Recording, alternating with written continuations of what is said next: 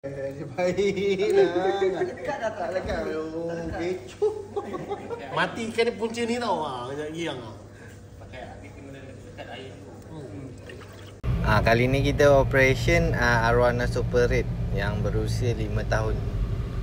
Dia ada PLJ, drop eye dengan grooming sekali lah. Ikan dah lama jaga, sesekali dia nak buat. Apa? Dah, tu nak sisik dia, bagi laluan lah kat dia nak masuk sini. Kamu lagi. Onda jeling ke bang? Onda jeling ke bang? Betul. Nanti dia tumbuh balik ah? Tunggu, kurang seminggu dia dah penuh balik dah. Dia tutup balik. Saiz ni cepat. Sekarang ni dia kira melambai lalu. Ya. Melambai. Buat video.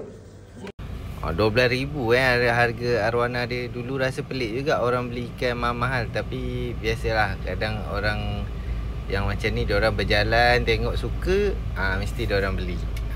Dia dah minat kan. Dah minat, lepas tu nak display je. Macam ni dia display dekat office dia lah. Jadinya memang dia cari yang dah siap macam ni, cantik. Memang dah jaga lama kan. Padan nak grooming sikit. Dia ikan bos. Hidup balik baru dia kembang lah. Ni Berapa boleh kilo ni bang? Anggaran? Ha? Mungkin 2 kilo. Ha? Jangan bang. Jom bang, usik bang. Sayang sikit lah. Selalu tengok ikan bang usik. Tanggal dia bibi. Kamu pergi, kamu yang balik.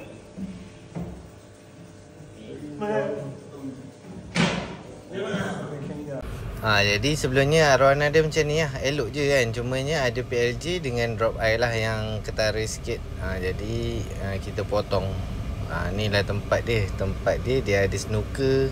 Dia ada master slot. Tak ada. Dia ada snooker je. Office dia relax-relax je. Sambil-sambil ada arwana. Banyak lagi ruang tu.